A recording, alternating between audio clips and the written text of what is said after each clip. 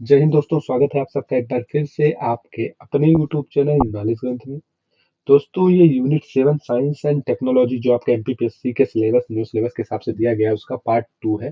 पहला पार्ट अगर आपने नहीं देखा है तो जाकर उसे जरूर देखिएगा और अच्छा लगे तो कमेंट करिएगा। उसके अलावा आपको कोई डाउट होता है तो हमें जरूर बताइए। इसके अलावा आपके पास कोई टॉपिक है जो आपको टफ लगता है, क्योंकि मैंने जो मेरे सब्सक्राइबर उनसे पूछा था कि पहले आप लोगों को कौन सा एमपीपीएससी में टॉपिक है जो आपको टफ लगता है, तो उन्होंने यूनिट 7 का नाम दिया था, इसलिए मैं यूनिट 7 पे वीडियोस जो है आपकी बना रहा हूँ। ठीक है। तो एक्चुअली लास्ट ईयर जो 2020 का एग्जाम हुआ था उसमें थोड़ा सा टफ क्वेश्चन पूछे गए थे साइंस एंड टेक्नोलॉजी से। एक अगर आपको याद हो तो आपका शायद अल्ट्रा फ्रिक्वेंसी, अगर आप देखें तो एच एफ के बाद आपका वी एच एफ को अल्ट्रा, हाँ यूएचएफ फ्रिक्वेंसीज का शायद आपका बैंड पूछ लिया गया था। ठीक है, जो मतलब बहुत कम लोगों का ही सही हुआ है। तो इस तरह से क्वेश्चन अगर आ जाते हैं तो आप थोड़ा कंफ्यूज जाते हैं। तो आपको क्या पढ़ना है, बहुत ज्यादा पढ़ने की जरूरत नहीं है। आप स्टिक टू सिलेबस रहें, सिलेबस के हिसाब से आप पढ़ेंगे। तो मैंने अपनी वीडियो को सिलेबस के हिसाब से कवर करने की कोशिश की है और आशा करता हूँ आपको ये वीडियो पसंद आएंगे। और वीडियो को लाइक सब्सक्राइब और शेयर जरूर कीजिए, जिससे आपके और जो साथी लोग हैं जिनके पास पैसे नहीं कोचिंग लेने के, उनके पास भी रिसोर्सेज चले जाएं और वो मैं उनकी कुछ हेल्प कर पाऊँ। इससे अच्छा मेरे लिए कुछ नहीं है। मैं इसीलिए वीडियो बनाता हूँ। मेरा और वीडियो बनाने का कोई खास मकसद नहीं है, आप लोगों की थोड़ी हेल्प हो पाए। आप ये जो बहुत ज़्यादा वास्ट सिलेबस बता दिए जाते हैं आपको पढ़ने के लिए, जैसे आपका लास्ट ईयर देखा होगा यूनिट 10, आप लोगों ने इतना पढ़ा लेकिन क्या क्वेश्चन पूछा गया। तो एमपीपीएससी को भी पता है उनसे क्या क्वेश्चन पूछे जाने। 95% क्वेश्चन आप सॉल्व कर सकते हैं, 5% क्वेश्चन जो होते हैं वो आपके पास कॉमन सेंस है तो आप सॉर्ट आउट कर सकते हैं, उसमें थोड़ी लक भी मैटर करता है। तो हम वीडियो को और डिले न करते हुए स्टार्ट करेंगे। इससे पहले अगर आपने हमारे चैनल को सब्सक्राइब नहीं किया दोस्तों तो जाकर उसे सब्सक्राइब कर दिया, जिससे आगे आने वाले सारे वीडियो की इन्फॉर्मेशन आपको मिलती रहे। इसके अलावा मैंने एमपीपीएससी का रोस्टर सिस्टम चेंज हुआ है, उससे क्या इफेक्ट पड़ने वाला है, इस पर वीडियो बनाया है। इसके अलावा आपका कट ऑफ क्या रहने वाला है रोस्टर सिस्टम के बाद, उस पर वीडियो बनाया है। रानी कमलापति देवी जी के नाम पे जो हुआ है उस पर वीडियो बनाया है। मध्य प्रदेश में जो करंट अफेयर्स है उस पर वीडियो बनाया है, जाकर देखिए जरूर, बहुत अच्छे वीडियो है। और थोड़ा पेशेंस रख के पूरा वीडियो देखने की कोशिश कीजिए, आपको अच्छा लगेगा, मैं आपको ये विश्वास दिलाता हूँ। तो चलिए शुरू करते हैं। आज हम पार्ट 2 पढ़ रहे हैं, unit science and technology unit 7 जो है आपका। तो उसमें आज हम पढ़ रहे हैं एटॉमिक एंड न्यूक्लियर फिजिक्स। तो एटॉमिक और न्यूक्लियर फिजिक्स में हम कैथोड रेज की अगर बात करें तो कैथोड रे जो है वो, उसको निगेटिव भी आप कह सकते हैं। ठीक है, इसको आप निगेटिव भी कह सकते हैं। और कैथोड रेज डिस्कवर हुई थी, इसका नाम याद रखने की जरूरत नहीं है। इसमें ये जो है कैथोड रे होती है, ये आपकी ट्रेवल करती है स्ट्रेट लाइन में। ये फ्लोरेसेंट का कलर प्रोड्यूस करती है। फ्लोरेसेंट मतलब अगर आप पहले के जमाने में अगर देखते हो या आज के जमाने में भी जो घड़ियां आती हैं, ठीक है, वो रात में भी चमकती हैं। तो उनमें जब लाइट आती है तो लाइट को थोड़ा सा स्टोर जैसे कर लेती हैं और चमकती है। जैसे रोड होती है, रोड में जो आपका स्टिकरिंग की हो रहती है या बैंड लगे होते हैं रोड पे, उनमें जो चमक होती है उसको फ्लोरेसेंट कहते हैं। ठीक है, जिसको आप लोग रेडियम के नाम से भी कभी कभी जानते हैं। ठीक है, तो ये फ्लोरेसेंट प्रोड्यूस करती है। और ये जो आपका थिन फॉइल मेटल में पेनिट्रेट मतलब घुस जाती है और इलेक्ट्रिक और मैग्नेटिक वेव दोनों से डिफ्लेक्ट होती है। वेरी मोस्ट इंपॉर्टेंट, इसमें लिख लीजिए। ठीक है, इसमें आप वेरी मोस्ट इंपॉर्टेंट, जिसको मैं वेरी मोस्ट इंपॉर्टेंट बोल रहा हूँ उसको जरूर याद रख लीजिए। उसके अलावा आप एक रीडिंग भी मान लेंगे तो आपसे सारे क्वेश्चन सॉर्ट आउट हो जाएंगे। तो इलेक्ट्रिक और मैग्नेटिक फील्ड, देखिए, जो ईएम वेव्स होती है, इलेक्ट्रोमैग्नेटिक वेव जिसको कहते हैं, उसमें दो फील्ड होती है। एक होती है इलेक्ट्रिकल फील्ड, एक होती है मैग्नेटिक फील्ड। जिस डायरेक्शन में करंट फ्लो हो जाता है उसको इलेक्ट्रिकल फील्ड कहते हैं, और उसके जस्ट परपेंडिकुलर जो फील्ड बनती है उसको मैग्नेटिक फील्ड कहते हैं। क्योंकि जब भी किसी कंडक्टर में इलेक्ट्रिसिटी प्रोड्यूस होती है तो उसमें मैग्नेटिज्म या मैग्नेटिक फील्ड प्रोड्यूस होना अनिवार्य है, जरूरी है। ठीक है, तो ये दोनों एक दूसरे से जब भी वो डिफ्लेक्ट होती है, इलेक्ट्रिक मैग्नेटिक फील्ड के पास जब भी आप कैथोड रे को लाएंगे तो वो डिफ्लेक्ट होगी, क्योंकि कैथोड रे आपकी क्या होती है, निगेटिव। ठीक है, निगेटिव चार्ज रे होती है। उसके बाद बात करें इसकी वेलोसिटी रेंज की, नॉट सो इम्पोर्टेंट, आपको याद रखने की जरूरत नहीं है, बट 1/30 होती है आपकी वेलोसिटी ऑफ लाइट। वेलोसिटी का लाइट की आपको अगर स्पीड पता हो, 3 × 10⁸ मीटर पर सेकेंड होती है। ठीक है, आपने फिजिक्स में पढ़ा होगा। चलिए आगे बढ़ते हैं। पॉजिटिव या कैनल रे, या इसी को हम लोग एनोड रे भी बोलते हैं। जैसे वो कैथोड थी तो इसी को हम लोग क्या बोलते हैं, एनोड रे भी बोलते हैं। ठीक है, तो एनोड रे हमेशा पॉजिटिव होती है। और ये गोल्ड स्टीन ये पूछ लेता है क्वेश्चन। ठीक है, एनोड रे को किसने डिस्कवर किया था, क्या या कैनल रे को या पॉजिटिव, कोई नाम से पूछ सकता है, जिसमें इंपॉर्टेंट आप लिख लीजिए। ठीक है, गोल्ड स्टीन ने इसको डिस्कवर किया था। और द पॉजिटिव रे कंसिस्ट ऑफ पॉजिटिव चार्ज, क्योंकि पॉजिटिव चार्ज है इसलिए पॉजिटिव रे ही होंगी। और these raise travel in straight line, ये भी स्ट्रेट लाइन में ट्रेवल करती हैं, ये भी इलेक्ट्रिक एंड मैग्नेटिक फील्ड। देखिए इलेक्ट्रिक और मैग्नेटिक फील्ड क्या होता है, कोई भी मैग्नेट होता है उसके दो पोल्स होते हैं, पॉजिटिव पोल्स और निगेटिव पोल्स होते हैं। तो जब भी कोई कंडक्टर या कोई तार जिस पे आप करंट फ्लो करते हैं उसकी भी एक मैग्नेटिक फील्ड बन जाती है, जहां पे इलेक्ट्रिक फील्ड होगी वहां पे मैग्नेटिक फील्ड होना अनिवार्य है। Faraday's law of electromotive magnetic induction ये बोलता है। ठीक है, तो उसकी मैग्नेटिक फील्ड, तो यही बोल रहा है कि जब भी इनके पास कोई इलेक्ट्रिक फील्ड है मैग्नेटिक, क्योंकि इलेक्ट्रिक फील्ड की मैग्नेटिक फील्ड होती है, तो या आप इलेक्ट्रिक फील्ड लाएंगे तब भी उसकी मैग्नेटिक फील्ड उसको डिफ्लेक्ट करेगी, या उसकी मैग्नेटिक फील्ड है तो भी डिफ्लेक्ट करेगी। डिफ्लेक्ट का मतलब है, देखिए अगर आप पॉजिटिव मैग्नेटिक फील्ड इसके पास लाएंगे तो ये पॉजिटिव है तो ये रिपेल करेगी, रिपेल मतलब होता है दूर जाना। ठीक है, और अगर आप निगेटिव मैग्नेटिक फील्ड लाएंगे मतलब निगेटिव पोल लाएंगे मैग्नेट का तो ये अट्रैक्ट करेगी। ठीक है, अट्रैक्ट करेगी।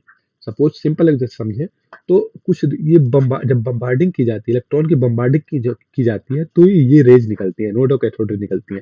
ठीक है, तो अगर हम यहाँ पे निगेटिव पोल रखते हैं तो यहाँ से जो रेज निकल रही है ये यहाँ पे क्या होंगी, अट्रैक्ट होंगी, यहाँ तक पहुंचेंगी।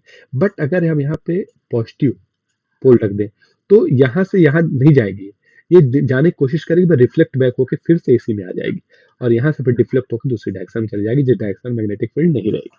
तो ये मैं आपको समझाने की कोशिश कर रहा हूँ, समझने की आप कोशिश कीजिए। और ये आयोनाइजेशन इन गैसेस मतलब आयंस प्रोड्यूस करती हैं, क्योंकि ये पॉजिटिव है, ये पॉजिटिव है, तो जिस भी गैस में ये अंदर डाली जाएंगी, जिस गैस में फ्लो की जाएंगी वहां पे आयंस प्रोड्यूस करेंगी, या तो पॉजिटिव आयन प्रोड्यूस करेंगी या तो निगेटिव आयन प्रोड्यूस करेंगी। तो ये इतना नहीं, इतना बस जान लीजिए गोल्डस्टीन की इन्होंने इसकी खोज की थी, ये भी इलेक्ट्रोमैग्नेटिक फील्ड से प्रोड्यूस मतलब डिफ्लेक्ट होती है।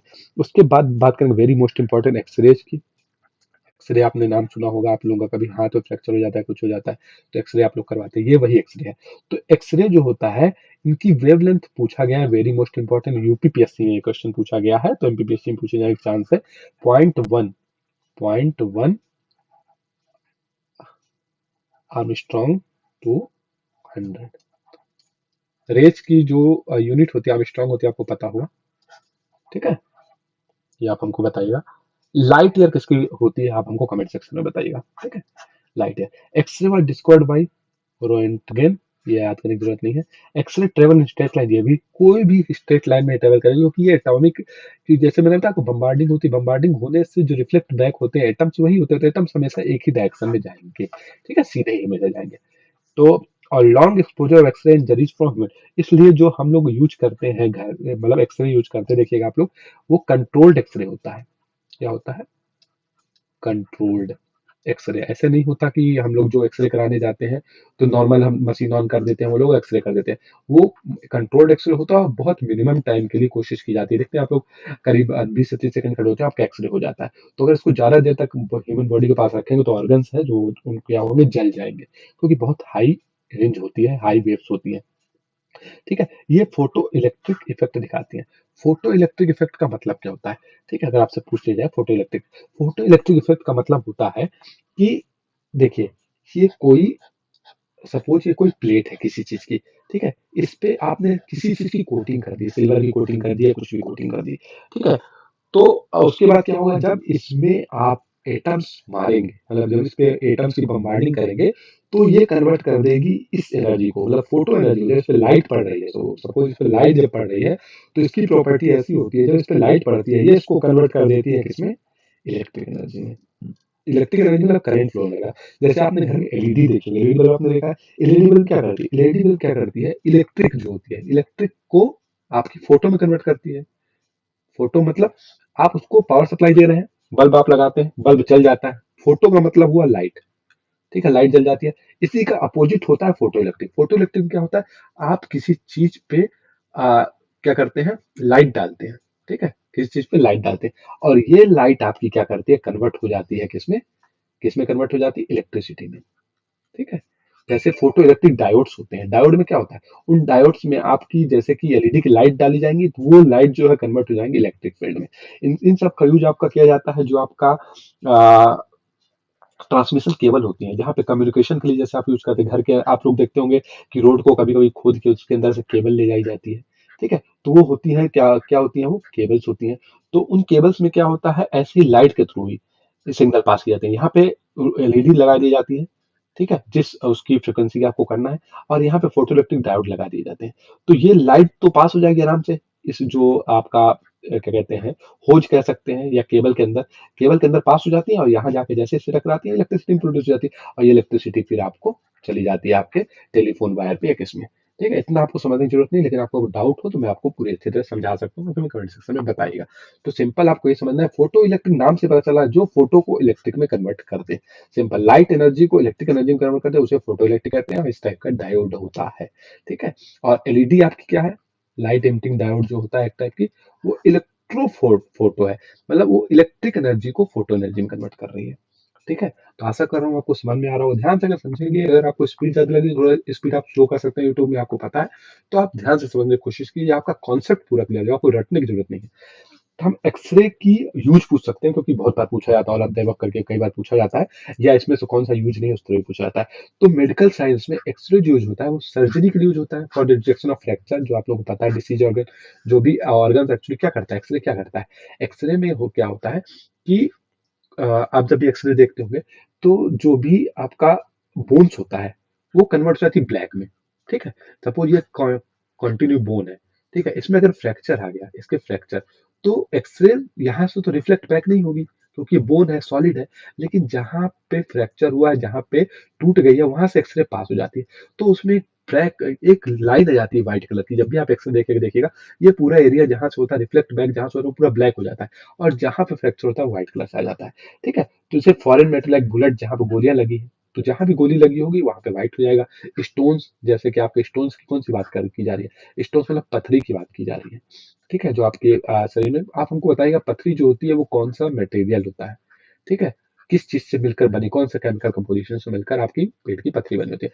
और they are used in treatment of cancer and skin disease, मतलब जो आपका कैंसर पार्ट होता है या स्किन पार्ट होता है, उसको जला के एक्सरे में, क्योंकि कंट्रोल, जैसे कि मैंने आपको बताया कंट्रोल्ड होती है, तो इनके माध्यम से उसको जलाया भी जा सकता है। तो सपोज किसी पार्ट में आपके, और किसी ऑर्गन में, सपोज सिंपल आप समझिए कि आपके थ्रोट में, ठीक है, थ्रोट में या किसी चीज में कैंसर हो गया, तो उस जो इफेक्टेड पार्ट होगा, कैंसर क्या होता है, कैंसर कुछ नहीं होता है, एक इन्फेक्शन टाइप होता है जो ऑर्गन्स में बढ़ता जाता है और ऑर्गन्स को खराब करता जाता है।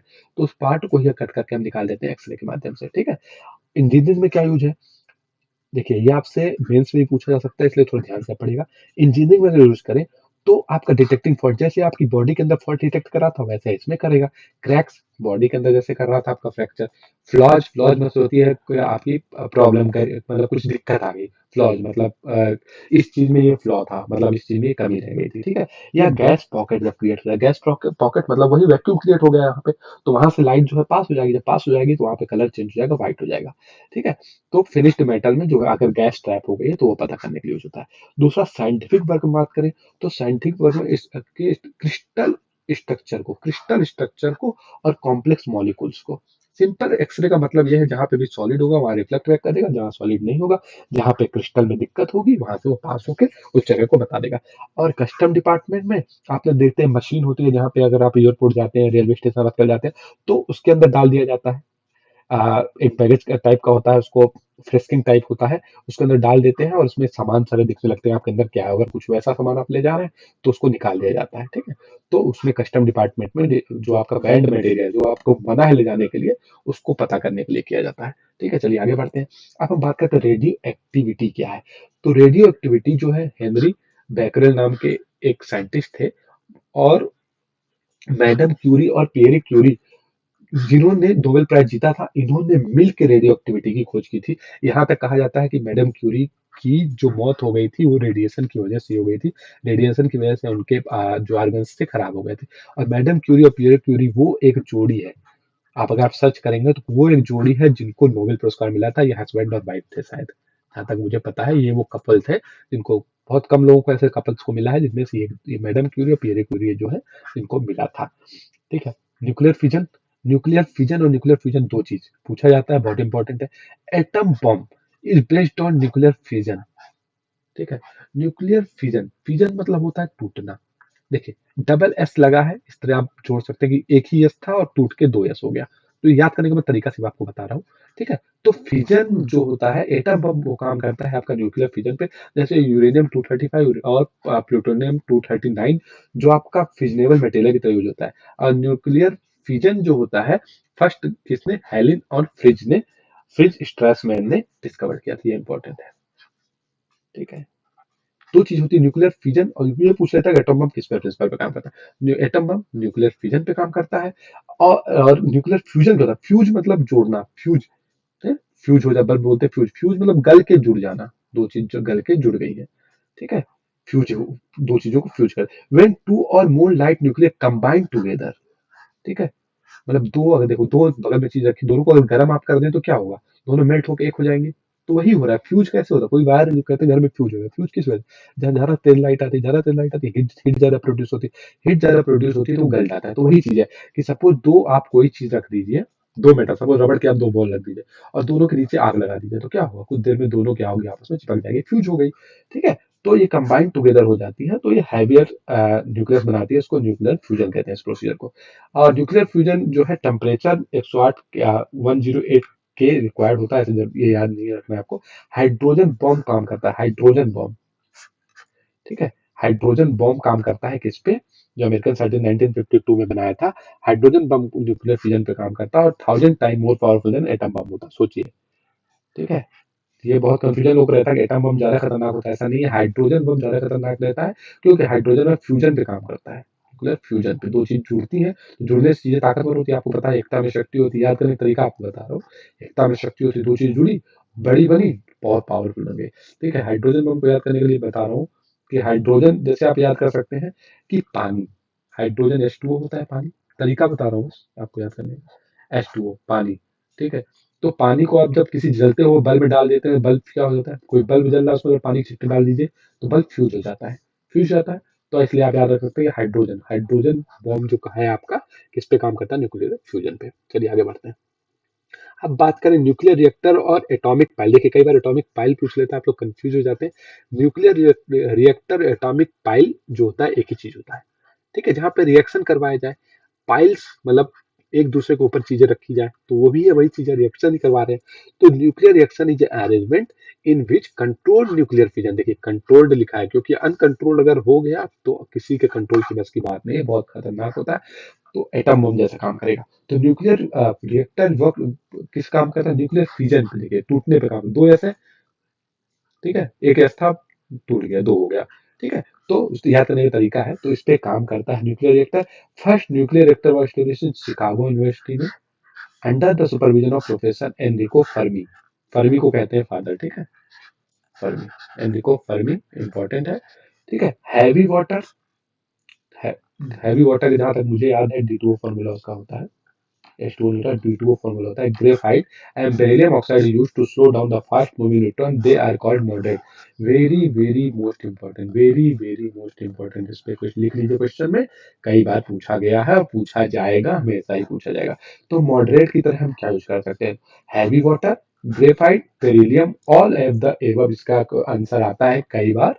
और या आप कभी पूछ लेता है इसमें से कौन सा यूज नहीं करते हैं, तो कुछ भी आप चौथा मेटल दे देगा, चौथा मटेरियल दे देगा और पूछ लेगा। तो हैवी वाटर, ग्रेफाइट और बेरिलियम, मॉडरेटर, मॉडरेटर जो ठंडा करने का काम आता है, मॉडरेट करने के काम आता है, ठीक है। आपको हमें कमेंट सेक्शन में बताया है इंडिया का पहला न्यूक्लियर रिएक्टर कहाँ पे लगा था, उसका क्या नाम था, ठीक है। पहला वर्ल्ड का शिकागो में लगा था, जैसे बता दिया मैं आपको, फर्मी इसके वो थे, प्रोफेसर फर्मी। आपको बताना है इंडिया का कौन सा था। अब हम बात करें यूजेज ऑफ न्यूक्लियर रिएक्टर, क्यों यूज करते हैं, तो produce electrical energy from the energy release during fusion, ठीक है। क्योंकि कंट्रोल्ड होता है, इसलिए हम क्या करते हैं, फिजन करके जो एनर्जी आती है उसको हम कन्वर्ट करके इलेक्ट्रिकल एनर्जी की तरह यूज करते हैं, ठीक है। इलेक्ट्रिकल जैसे आपको पता है इलेक्ट्रिकल कई तरह से यूज कर सकते हैं, सोलर एनर्जी की तरह इलेक्ट्रिसिटी प्रोड्यूस की जा सकती है, इसके अलावा हाइड्रो इलेक्ट्रिसिटी प्रोड्यूस की जाती है, इसके अलावा विंड मिल से प्रोड्यूस की जाती है, ठीक है। तो ये भी एक है, बहुत अच्छा तरीका है आपका न्यूक्लियर रिएक्टर। और दुनिया में जितने भी न्यूक्लियर रिएक्टर हैं उनका यूज इसी में किया जाता है। बट ईरान ने क्या किया था एक्चुअली, ईरान जो कंट्री है, इसलिए ईरान में कैपिंग लगा दी गई है, क्योंकि वो इस चीज का यूज किस लिए कर ले रहा था, आपका एटम बम बनाने के लिए, परमाणु बम बनाने के लिए यूज कर ले रहा था, ठीक है। तो इलेक्ट्रिकल एनर्जी के लिए यूज किया जाता है। और डिफरेंट आइसोटोप जो आपके medical, physical and agriculture science में यूज होते हैं, ठीक है। क्योंकि न्यूक्लियर रिएक्टर बहुत, यूरेनियम और भी बहुत काम आता है, उसके बहुत सारी आइसोटोप होते हैं, U39 U35 करके होता है, जो आपका मेडिकल साइंस में भी यूज आता है, ठीक है, मेडिकल साइंस में भी हो जाता है, फिजिकल साइंस में और एग्रीकल्चर साइंस में बहुत जगह इसका यूज किया जाता है, तो इसका आंसर भी ऑल ऑफ द अबव आता है, कई बार इसको ध्यान रख लीजिए। चलिए आगे बढ़ते हैं। अब हम थोड़ा सा बात करें कि न्यूक्लियर रिएक्टर के कौन कौन से कंपोनेंट हैं। ठीक है, तो पहले यूरेनियम 235 और यूरेनियम 239, जैसे कि मैंने आपको बताया। ठीक है, ये फिजनेबल फ्यूल होते हैं। फ्यूल जैसे कि आप किसी चीज कोई बाइक चलाते हैं तो उसमें आप फ्यूल डालते हैं, पेट्रोल डालते हैं, तो यूरेनियम 235 यूरेनियम 239 जो है पेट्रोल की तरह काम करता है। मॉडरेटर जो होता है वो एनर्जी न्यूट्रॉन्स की जो एनर्जी होता है उसको डिक्रीज करता है, जिससे कि वो ज्यादा रिएक्शन ना कर पाए और ब्लास्ट ना हो पाए। ठीक है, मॉडरेटर जो मैंने आपको बताया था, हैवी वाटर ग्रेफाइट करके जो चीज बताई थी मैंने। ठीक है, heavy water graphite use for moderator, ये देखिए सामने लिखा हुआ है आपका। कंट्रोल रॉड्स ऑफ कैडमियम और boron use to absorb the excess neutron produced in fission of uranium nucleus so that the chain reaction। ठीक है, तो कंट्रोल रॉड्स के लिए कैडमियम और बोरान, ये भी याद कर लीजिए आप।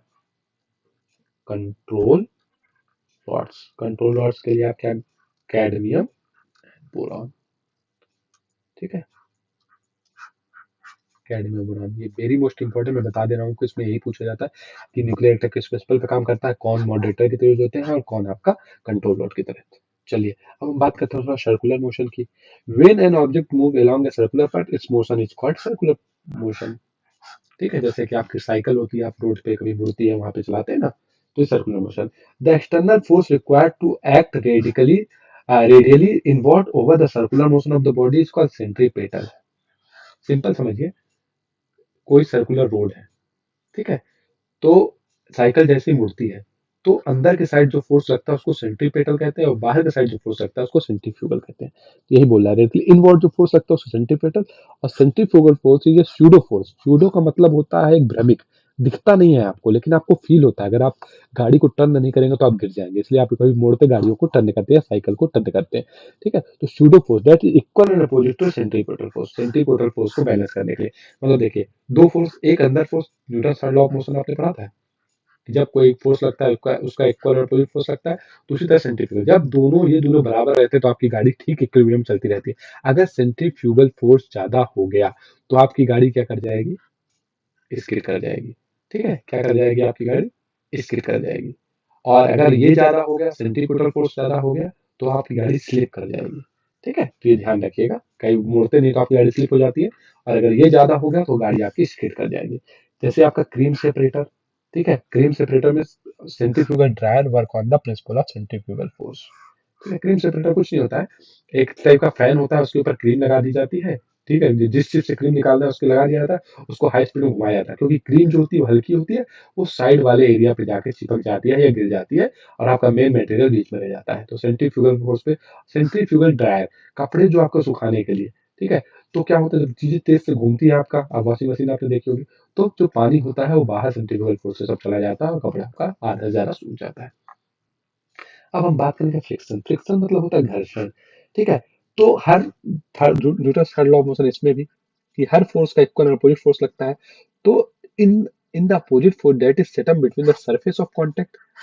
ठीक है, व्हेन वन बॉडी स्लाइड और रोल और tend to do so on the surface of the other body, एक बॉडी के ऊपर जब दूसरी बॉडी स्लाइड करती है तो इनके बीच जो फोर्स लगता है उसको फ्रिक्शन कहते हैं। अगर जिंदगी में फ्रिक्शन नहीं होता तो आप जमीन में कभी चल नहीं सकते थे। आपकी पैर और रोड के बीच में फ्रिक्शन होता है, फ्रिक्शन बहुत जरूरी चीज है, फ्रिक्शन अगर नहीं होता तो कुछ नहीं होता है, जान लीजिए, ना तो गाड़ियां चलती ना कुछ चलती। ठीक है, तो due to friction we are able to move on the surface of that, यही एक रीजन है। ठीक है, फ्रिक्शन और ग्रेविटेशनल फोर्स बहुत ज्यादा जरूरी है किसी चीज को अर्थ पे रहने के लिए। While applying brakes in automobiles is stopped only due to friction। किसी भी चीज में आप गाड़ी लगा रहे हैं, साइकिल में ब्रेक लगा रहे हैं, देखते हैं, तो या किसी भी चीज में आपका ब्रेक लगता है तो फ्रिक्शन की वजह से लगता है। टायर में जो आपके शू होते हैं, ब्रेक शू होते हैं, वो क्या करते हैं, ब्रेक अप्लाइड होता है। इवन आपका हवाई जहाज जो होता है उसमें ब्रेक अप्लाइड होता है, बट उसमें न्यूमेटिक फोर्स के थ्रू होता है। ठीक है, आपको अगर हवाई जहाज से रिलेटेड कोई भी डाउट है तो आप मुझे पूछ सकते हैं, मुझे मेरे इस फील्ड में बहुत बड़ा एक्सपीरियंस है। ठीक है, मैं इस फील्ड से रिलेटेड कोई डाउट हो आप पूछ सकते हैं। हम बात करेंगे पास्कल्स लॉ की। तो Pascal's law pressure, hydraulic lift, hydraulic press और hydraulic brakes are based on the Pascal law pressure. ठीक है, पास्कल्स लॉ कुछ नहीं होता है। ठीक है, पास्कल लॉ समझने के लिए, जब किसी लिक्विड पे कहीं भी फोर्स अप्लाइड किया जाता है, कोई लिक्विड है, ठीक है, इस पे कहीं भी फोर्स अप्लाइड किया जाता है तो ये फोर्स इक्वली डिस्ट्रीब्यूट हो जाता है। सिंपल यही पास्कल्स लॉ कहते हैं। ठीक है। हर डायरेक्शन में इक्वली डिस्ट्रीब्यूट हो जाता है, ये पास्कल्स लॉ है। पास्कल्स लॉ हाइड्रोलिक प्रेस या हाइड्रोलिक लिफ्ट का मतलब क्या होता है? हाइड्रोलिक का मतलब ये होता है कि ये हाइड्रोलिक है, ठीक है, ये कोई प्लेटफॉर्म है, इसके ऊपर आपने गाड़ी खड़ी कर दी, ठीक है, इसको आपको उठाना है, तो आप क्या करेंगे? ठीक है, यहाँ पे आपका एक हाइड्रोलिक टैंकर होता है, ठीक है, इसमें हाइड्रोलिक फ्लूइड भरा होता है, ठीक है। इस हाइड्रोलिक फ्लूइड को जब आप पंप के माध्यम से दबाते हैं, तो ये प्रेशर क्रिएट करता है, इसके पाइप के अंदर फ्लूइड जाता है, और जब ये जाएगा तो इसको निकलने की जगह तो मिलेगी नहीं। तो यहाँ पे सिलेंडर, ठीक है, यहाँ पे पिस्टन से क्या होता है, पिस्टन लगाया गया, इस पिस्टन से ये उठता चला जाता है, ठीक है, ये गाड़ी उठती चला जाए। सोचिए, ये यहाँ पे इतना है, यहाँ पे एरिया कम कर दिया, एरिया कम करने से क्या हुआ कि देखिए, आप प्रेशर फ्लूइड को जाने की जगह नहीं मिलेगी, फ्लूइड को जाने की जगह नहीं मिलेगी, तो यहाँ पे इस प्लेटफॉर्म को वो उठाने लगेगा, और प्लेटफॉर्म को उठाने लगेगा तो गाड़ी उठने लगेगी। तो ये तरीका अपनाया जाता है हाइड्रोलिक प्रेस में, इवन आजकल तो, या हाइड्रोलिक ब्रेक में भी, ठीक है। तो जो एरिया होता है जहाँ पर रिजर्वायर होता है, उसमें फ्लूइड रख दिया जाता है, और उसको कम चौड़े मतलब कम वॉल्यूम वाले पाइप से होके गुजारा जाता है, जिससे हाई प्रेशर क्रिएट हो। तो हम आशा कर रहे हैं वीडियो आपको पसंद आया। अगर वीडियो आपको पसंद आया हो तो इसे लाइक, सब्सक्राइब और शेयर जरूर करें दोस्तों। Thank you so much. God bless you guys.